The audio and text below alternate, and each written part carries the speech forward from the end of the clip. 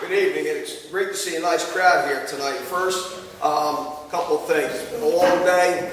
I spent about 4 hours along with the Ag Committee in the cranberry box today, learning about the cranberry business. From there, we did a tour at Albano's winery to help promote the winery business, to help promote cranberry farms in the state.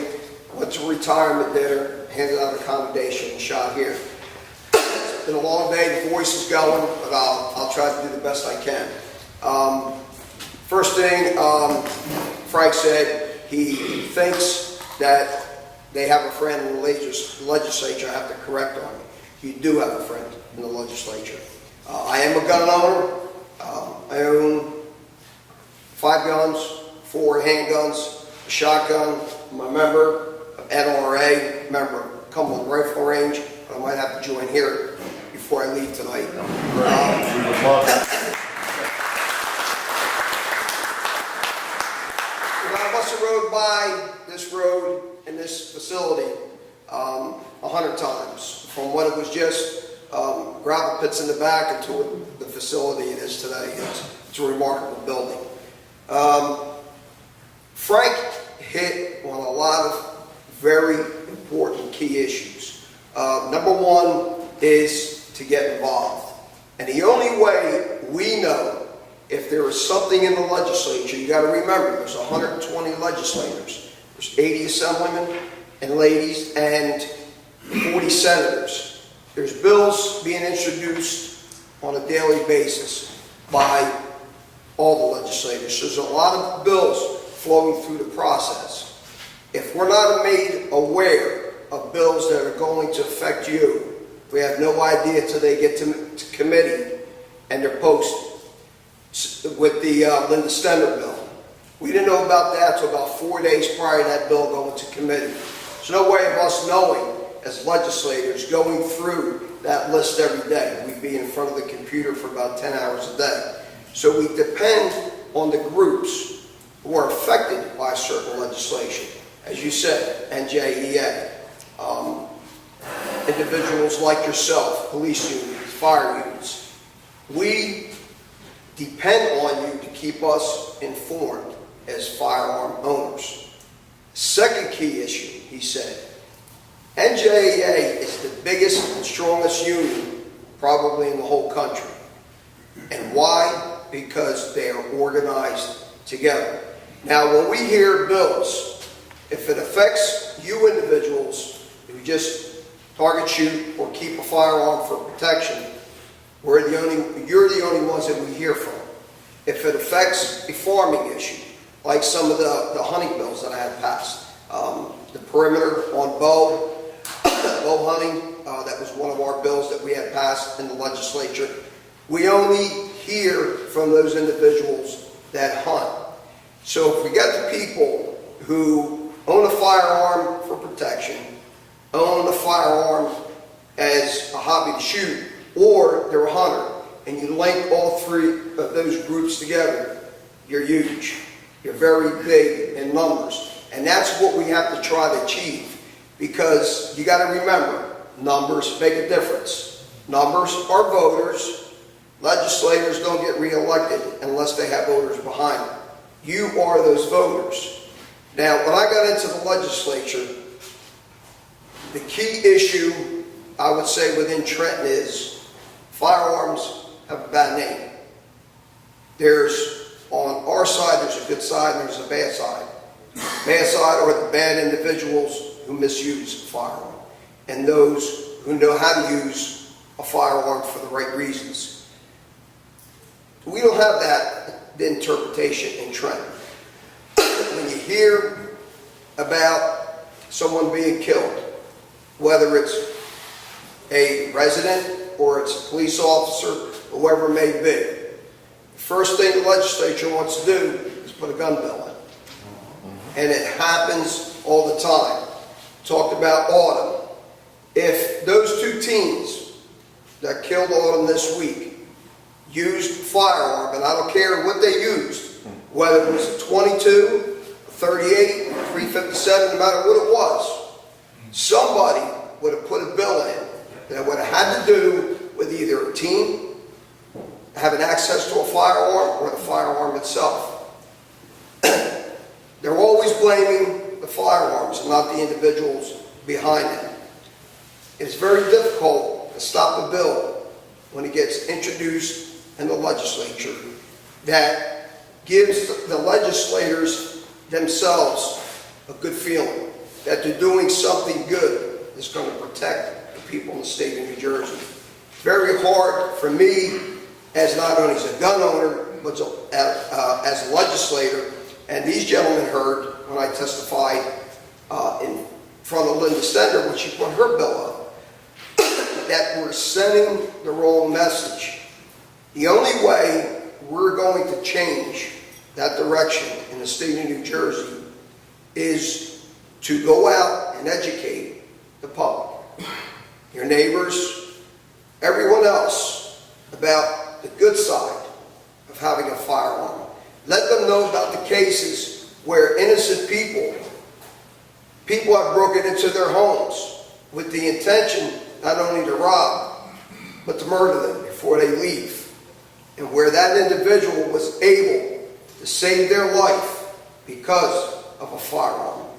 Or in a situation where we have, me and Senator Van Drew and Assemblyman Model have the right to carry bill. Assembly Bill 499.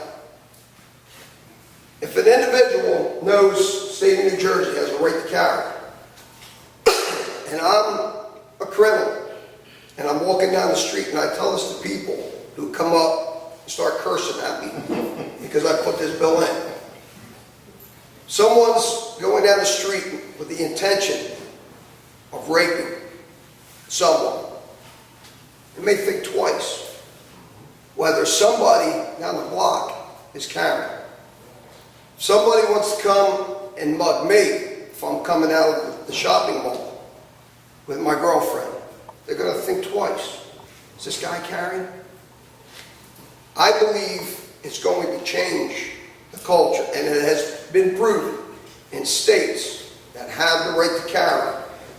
Quote me if I'm wrong, I believe violent crime dropped 20-some%. That is correct. Every state. Yeah. In every state. State that has. It's hard to believe that we cannot get this signal out to educated people in our community, showing them proof in numbers.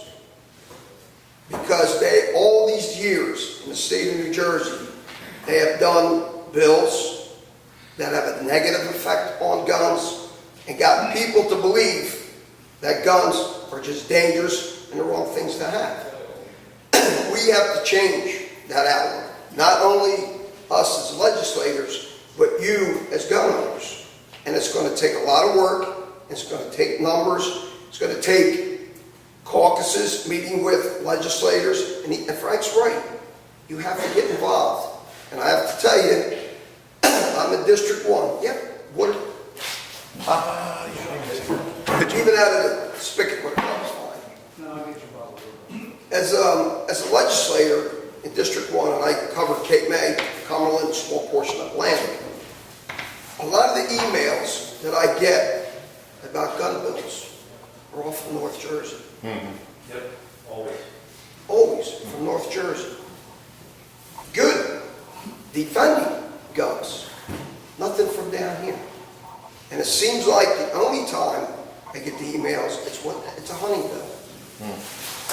We need to unite. Everyone together. Everyone has to contact our legislators and other legislators. We need to arrange meetings with the Speaker of the House, the Senate President, and I know the Senate President is a friend of us. Speaker, I think she's like on the borderline, on the fence. But if people in the legislature who believe that you are doing the right thing, and individuals like you meet with her, we need to change her opinion and her outlook on the way they think about guns. There's some other bills, and like Frank said, the laser bill. That bill was amended right away to exclude firearms. firearms. That's what we need. We need that communication line. And without that, bills are just going to go through and they're going to become law. You're not going to know about it, but when you do, it's going to be too late. So we need that line of communication. And I have to say that you guys were very responsive on that. I mean, it was very, very quick. You know, I spoke to Jeff, and next thing I knew, The next day, the bill was being amended. Some of the other bills that individuals put in, and I know we can get some support on the right to carry. It's going to be a very heavy lift in the state of New Jersey, even with a lot of the restrictions that are going to be in the bill, that the difficulty in being able to possess a firearm. And I try to talk to a lot of other people in my district who have negative feelings about guns, is you talk to people and I say, all the guns that are out on the street right now, a lot of them are stolen guns coming through Pennsylvania and through New York. They're not guns that were purchased here in the state of New Jersey. And the only ones carrying those firearms are the criminals. Why shouldn't we, not only because it's the right thing to do because of the Second Amendment, but why shouldn't we have the right to carry, to protect ourselves, and kind of even up the scoreboard a little bit? We try to tell that to our other legislators. We try to tell it to the constituents. When this bill hit, I know Jeff took a little bit of a beating from the, I believe it was the Ledger, Atlantic City Press beat him up a little bit, started to beat me up because I had it on the Assembly side. And Cape May, County Cape May kind of freaked out a little bit. which bill now are we talking? What's that? Which bill is that? The right to carry. Oh, right there, okay. And when we sit and we spend about 10 minutes talking to individuals, and most of them are senior age, and most of them are women, where they have concerns about us putting this bill in. And when we bring up different scenarios, that if a law-abiding citizen was able to carry, and a child was being abducted, or a woman was being raped, or somebody was being robbed, wouldn't you feel better knowing that that person would be able to stop that crime because they were carrying a firearm? And I think when you take the time and the opportunity to talk to these people and show them the other side, they kind of change their opinion. I know quite a few people that I spoke to about it, and it's a lengthy process because it takes time to express these things to the people. But that's what we need to do as a society that we live in, as gun owners. Not only as organizations and groups, but as legislators. We need to be more diligent about what our beliefs are and what we have to do to accomplish these things. Very slowly, Senator Drew, myself, and Assemblyman Albano are talking to the other legislators. Some of them don't even want to hear about the right to carry. They think it's the wrong thing to do. They won't even sit and listen. But if we get enough people to listen, and enough people to listen to you and the constituents in their district, maybe they'll stop and listen.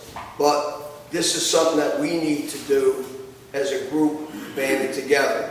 There was a big rally, and a lot of you, I don't know if any of you here are state workers or firemen or police officers, but when we did the pension and health care reform, the unions were up there, the firefighters and the police, and it was a huge crowd. Nowhere near the size of NJ yet. And why not? It's because there wasn't enough numbers to get the message across. So what went forth? Healthcare and pension reform for state workers. My idea was, when we got those groups came up, there's a lot of unions. I'm a union member. I belong to UFCW, United Food and Commercial Workers. And I said, listen, if you're going to have union firefighters and union police up there, then all the unions need to be involved. AFL-CIO, the labor unions, UFCW, we need everyone to get involved. I got my union involved, my local alone, we had about 50 to 75 people up there. But if we had the Teamsters and the Electrical Workers Union, everybody banded together as union brothers and sisters, we would have probably tripled what NJA had up there. And that's the key. In numbers, legislators see more voices. They hear more voices. They see more votes. They're going to stop and listen before they vote on legislation like that. And frankly, you hit on probably most of the key things that we need to do as legislators. I know that we listen in our district whenever gun owners come to us, whether they're hunters, archery, or just handguns. You know, we stop and listen. What do we need to do? And if you can get other legislators to listen like we do, and it would make our job a lot easier to get bills like the right to carry to pass in the state of New Jersey. So I'm going to wind up with that. I know you might have questions. I'll open the floor. If you don't mind, we'd like to do a little Q&A. If I can answer it, I'd be glad to. And one thing, if you don't mind, I'm going to jump in real quick. One thing that I think would help us a great deal, and this we can do as we sit down and try to formulate this caucus, would be to get some idea of who we are likely to be able to convince. Let's get them together. Let's get them here. Let them see who we are. Maybe take them out to the range. Let them shoot a few rounds. You know, that kind of thing. But we don't know who's. I don't anyway. You know, I don't know who's who, and I don't know who we stand a chance with. I know it's not Loretta Weinberg. You know, I mean, there's certain ones I know that I'm not going to convince. But you know, like when you said that the speaker maybe is on the fence, I didn't know that. You know? We could probably get you a list, probably a good list of who are supporters of guns and those who we may be able to sway. My key thing is if you're going to work on somebody, you need to work on the top people, and that's the Senate President and Speaker of the House. We could have the majority of our caucus, and we're going to talk about the Democratic caucus. We have 48 members. If 46 of us want a bill passed, and we go and we approach the speaker, if the speaker firmly believes that what she wants is the right thing to do, the speaker rules. Over 46 out of 48 legislators in my party, and I've seen it done, where we tried to overrule the speaker, and the speaker has last say.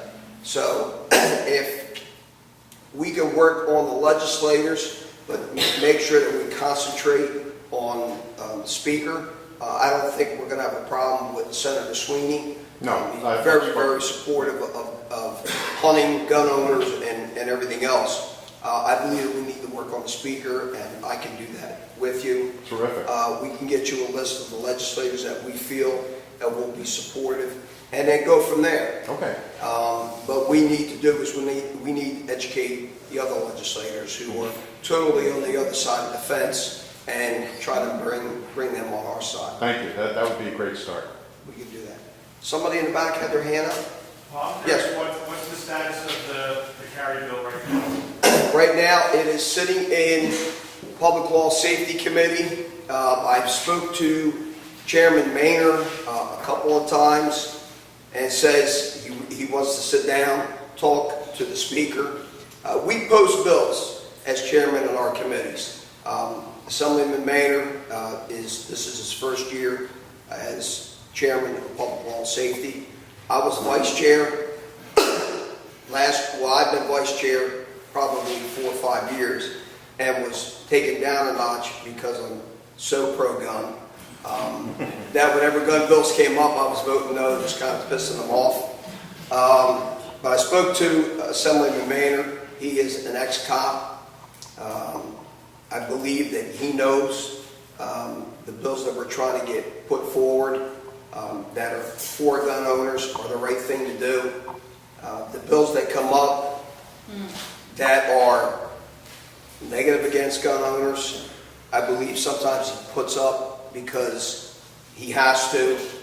And the speaker has the last say also if and I'm going to give you an example of the Chairman of Agriculture. If I put in a bill that I believe one of the legislators should have posted, if the Speaker disagrees, she can pull that bill. And it's done. It's done in a lot of committees. It's done to a lot of chairmen of committees. It's just convincing the chairman to post it. So the last thing I talked to the chairman about was not posting the bill for a vote, but post the bill for hearing. And that's a start. If we can get a hearing and get individuals like Frank and lobbyists from all over the state or the country to come and testify on behalf of the right to carry bill, it's a start.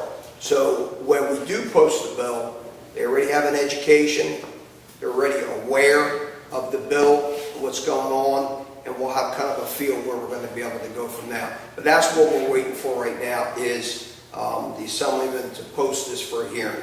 Well, if you ever have a hearing, I will pack the house. You better have it for 2 or 3 days, because I'm going to be bringing people What we in. do is when we have hearings like that, we usually post nothing else for that day because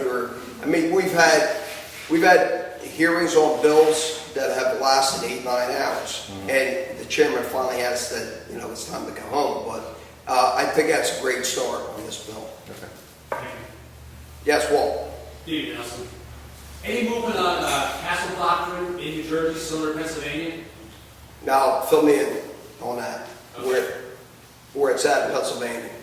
It was passed 2 years ago. In Pennsylvania 2 years ago, Castle Doctrine said like your home, your car, basically anything you own, you can defend.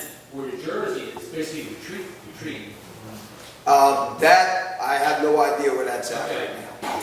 I know there hasn't even been discussion on that. There's legislation also that needs to be worked on. There has to be strict clarification on what someone is allowed to do and what isn't allowed to do. My theory is if somebody's coming into your home, you feel that your life is in danger, you should have the right to use that weapon in any fashion you see fit. But even in public, too. What's that? Even in public, too. Yes. If You you have to ever... defend yourself. Right. Exactly. You can't carry, you can't defend yourself. Exactly. I mean, today, and the kind of culture that we're in today, I'll tell you what, I've been a gun owner probably close to 40 years. Back then, 30 years ago, I would go to the range. I would have my weapon in the car, my ammunition stored the way it was supposed to be stored. I never, ever once feared that if I got stopped, that I would be in trouble. I feel a little different today. When I have my firearm in the car and the ammunition, am I going to get hassled because of the strictness of the laws today? Things are a lot different today. Society is a lot different. We see the heinous crimes that are committed, where children are being killed, abducted, sexually abused. And years ago, you wouldn't think twice of defending yourself with your bare hands. Today, you'd be afraid to do that because people are either carrying guns, the criminals, or they're carrying knives or some kind of weapon that, what do? You just stand there and let them take your money or let them hurt your wife or your girlfriend? It's just, the laws have changed, the rules have changed, and it's going totally the opposite way. We need to put the brakes on that and start bringing it back the other way, where now we have our rights back that were once ours. Yes? Okay, we understand your position as far as, defending your family, but then it comes to the issue of do you have the right to defend your possessions? Of course, obviously in New Jersey, no. What's your position on that? My position is if someone's trying to take something from me and that's rightfully mine, I should be able to defend myself to keep it. Okay. That is my belief. That's my belief as well, and unfortunately we don't have that here yet. Right. If I could actually follow up a little bit on that, I do a lot of work in the Humane Society, and when this issue was brought up, I actually asked myself the question, do I have the right to protect my dog, and how does the law of New Jersey define your dog or your pets? And the state director of the Humane Society says that the animals are considered property. So in the event you're ever being attacked, if there's ever a home invasion, or even you're walking your dog down the street, and a criminal were to confront you, you do not have the right to defend your dog, and you'd have to give up your dog without even having the ability to protect it.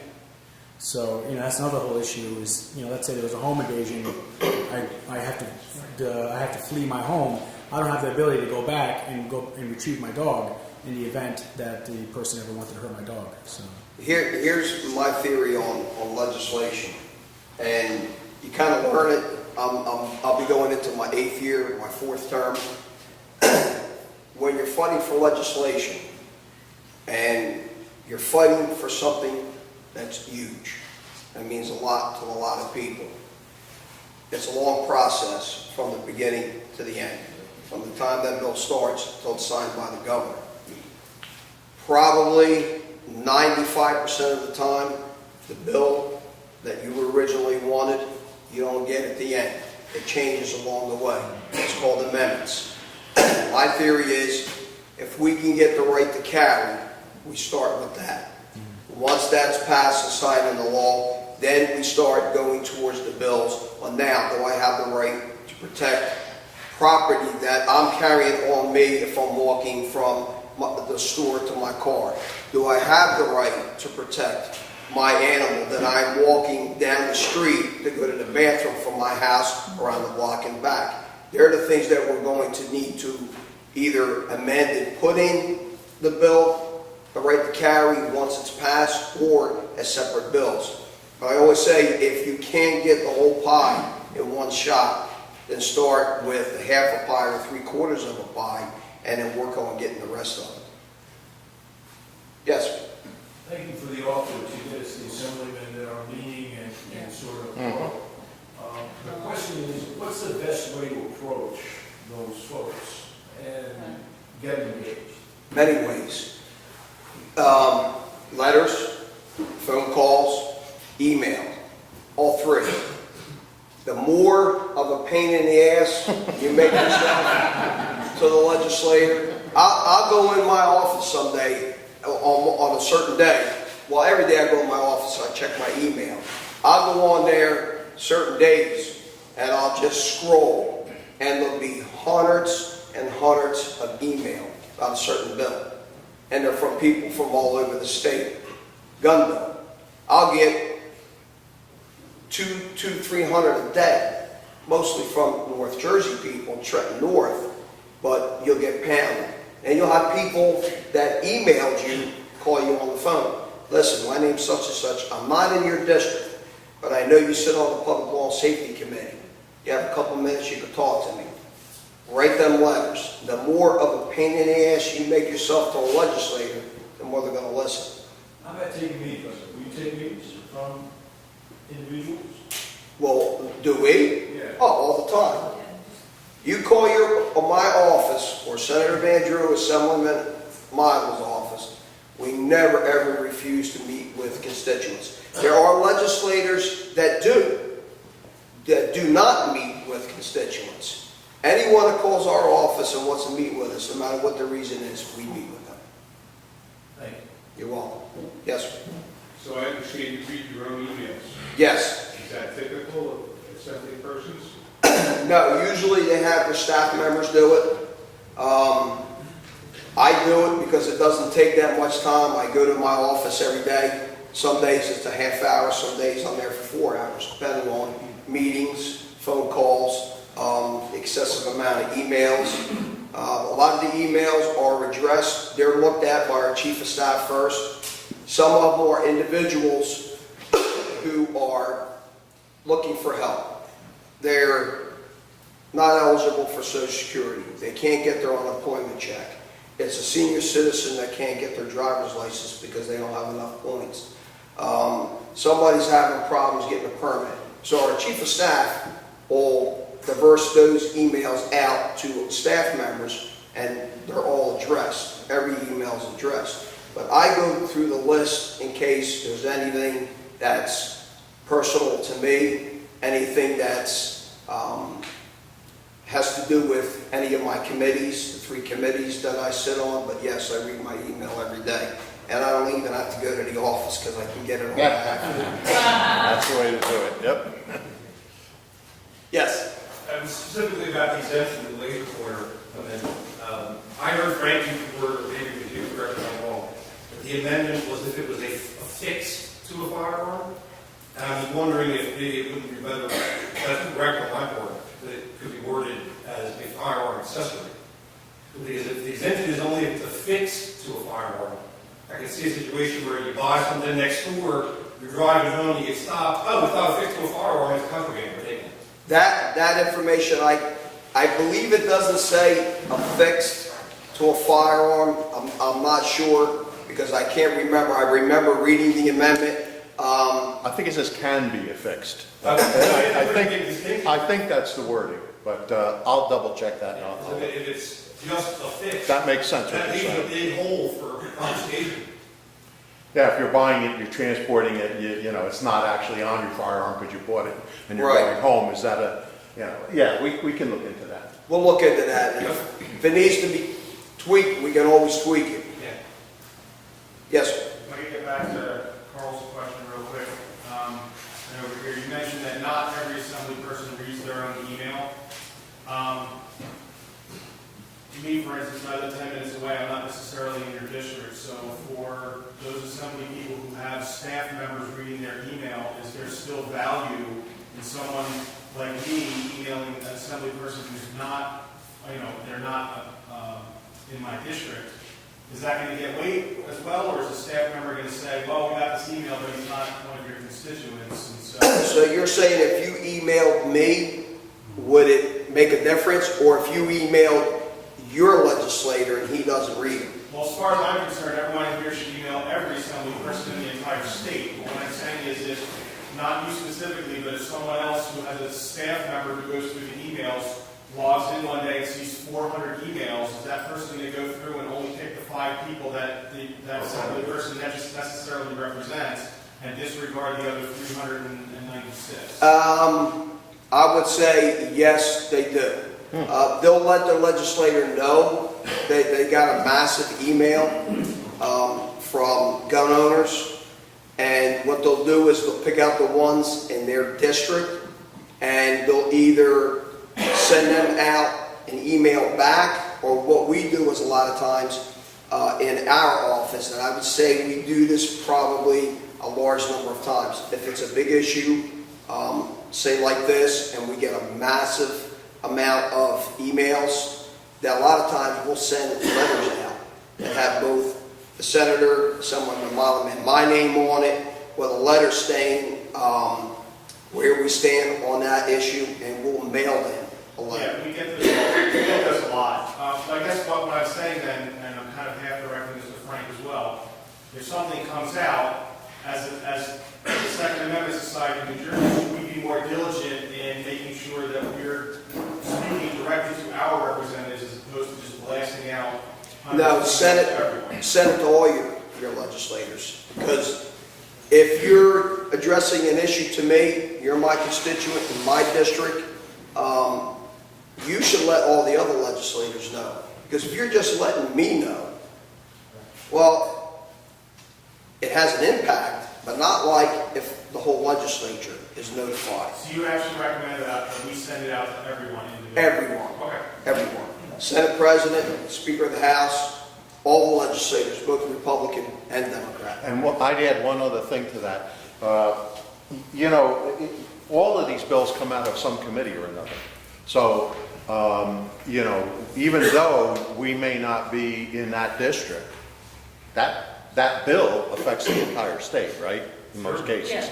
So we have a right to express our opinion to not only our legislator in our district, but to the person who's on that committee or whatever. You got to remember that we not only represent people in our district, we're state legislators. So what we do impacts everyone in the state. And here's how Bill gets started. And I'm going to use Albano as an example.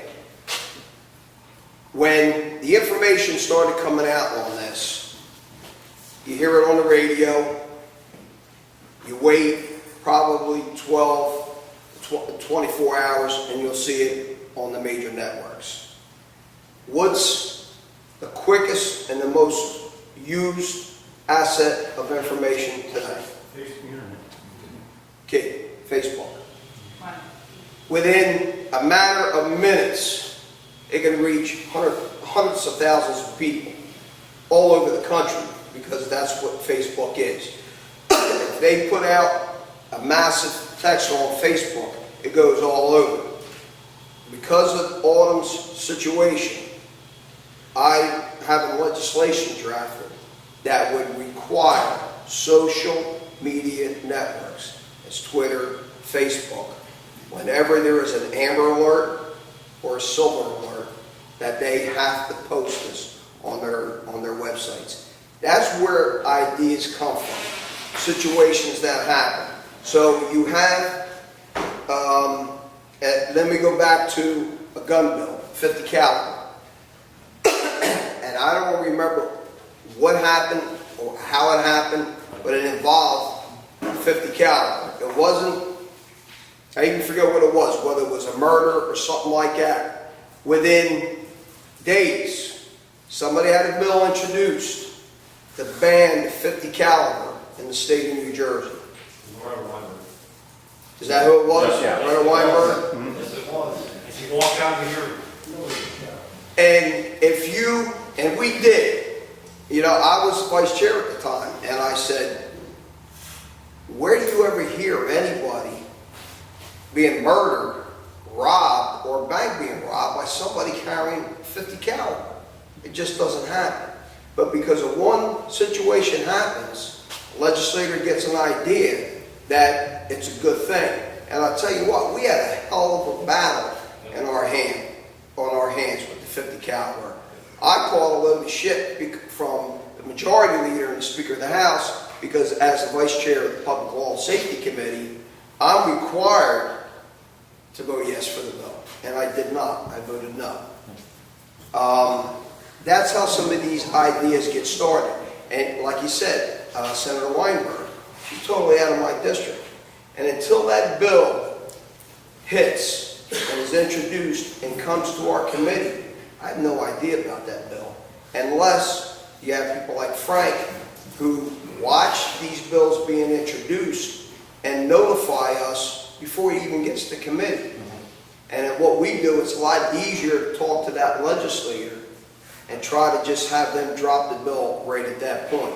And that's done a lot of times. We'll talk to other legislators and say, listen, you know, I know where you're coming from and where you got the idea from, but you don't know how many lawful, abiding citizens that you're going to affect with such legislation. And there were so many amendments done on that bill because of individuals who use it for,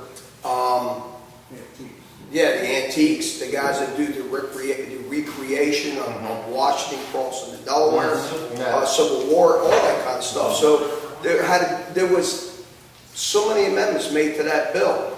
But without groups like yours or individual members like yours that don't make legislators aware, that thing's going to go right through the process and get passed. Legislators thinking they did the right thing and really didn't. And in the end, it's hard to reverse that. There's bills in right now.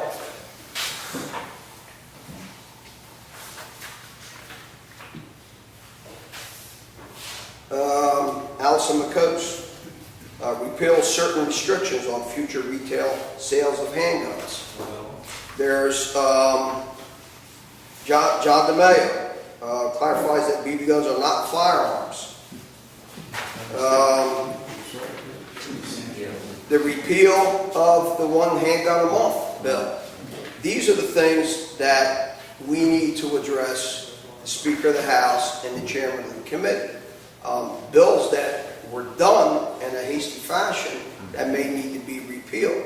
The one handgun a month, to me, and there's another bill I voted no for. How many criminals do you know that go and purchase more than one gun a month? Legally. None. They get them off the street, they're stolen, they're coming in from other states. So who are respecting law-abiding citizens. It's just the wrong thing to do. Yeah. One thing, gentlemen, yeah. One quick question before you Yes. go on, about what we were just talking about. Where is the New Jersey, njledge.org, is that the best place to track new bills, or is there a better place? That's probably the best place to look. Try to keep track of who your legislators are. Number one, that put in gun bills in a bad way. Try to keep track of those legislators. Basically, if you check the legislators, you can go down their list of bills. Most of the legislators maybe 10 minutes to go through and see what bills they have posted and keep an eye on those. Yes, sir. With respect to specific legislation, one of the weapons that's on the New Jersey assault weapons ban is the M1 carbine. And that's not an assault rifle. It's an iconic American World War II rifle that, I would love to own one. It's actually low power. It's not an automatic weapon. And it has really no business being there except for someone committed a crime up in Patterson and killed 2 people with it. And so it made the list of banned weapons. And you tell people from out of state that I live in New Jersey and I can't own an M1 carbine, which everyone's father carried in World War II. Right. And it makes us look ridiculous.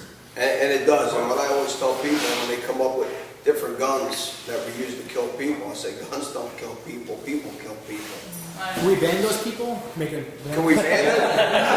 We might be able to do that. That would solve the problem. Gentlemen, all the way in the back. First of all, I wanted to actually congratulate you because I think a lot of people don't realize that New Jersey legislation, particularly pertaining to firearms, is always in knee-jerk reaction. For instance, I believe it was Wallenberg one that magazine capacity brought down to 10 rounds and banned online ammunition, which I'm a college student. I enjoy target shooting, but I can't even afford a range membership. The rare times I can get out there, I can't afford to sit there and spend like $10 for 20 rounds or whatever.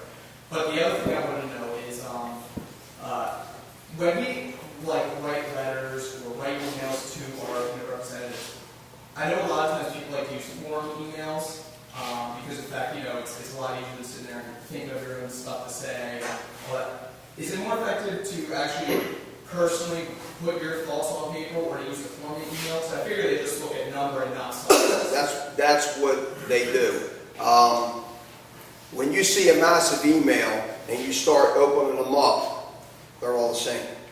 So if I go through the first 5 and they're identical in form, why would I read the next 250? That's what legislators think.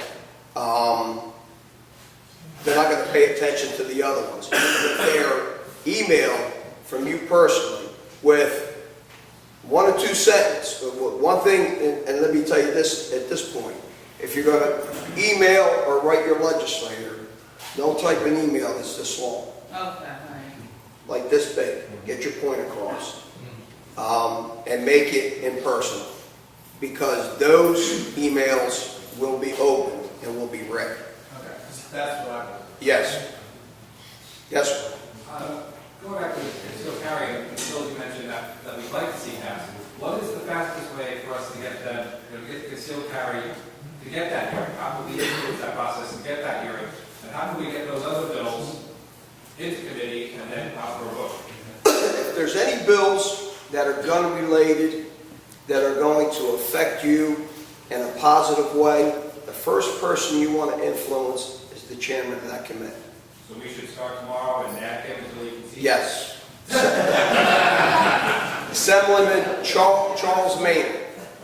Mainor, I believe he spells his name. Good guy, ex-cop, has carried a gun all his life.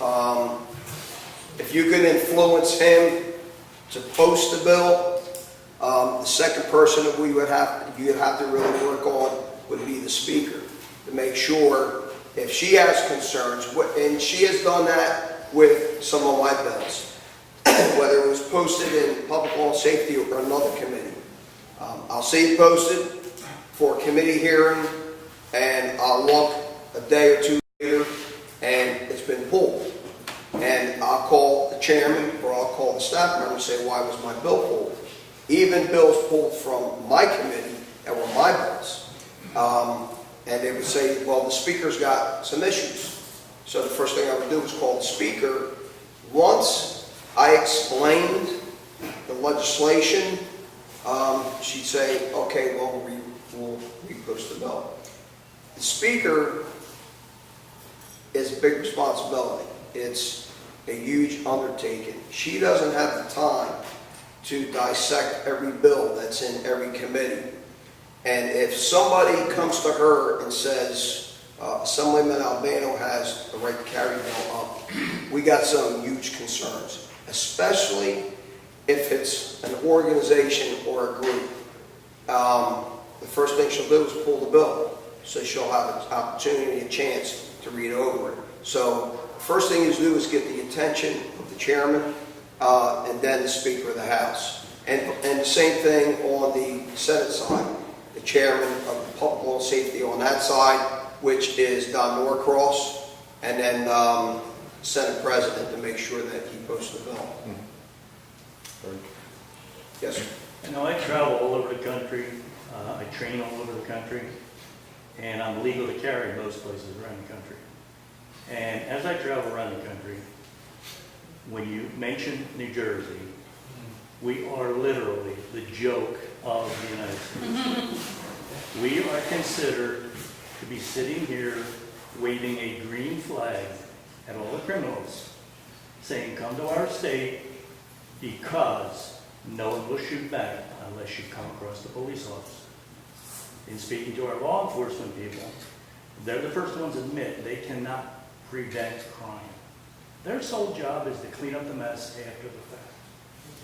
So, along with that, what type of things in the bill that you are looking at for concealed carry are the backbone of it that we should be seeing coming out? The backbone. Can you tell us at this point? What the backbone of the bill is, Yes. is the training, That's one of my questions. the certifications that you're going to need, the recertification, to have no criminal record. We want to put the gun in the right hands. Right. Individuals who are going to be responsible, knowledgeable, and trained.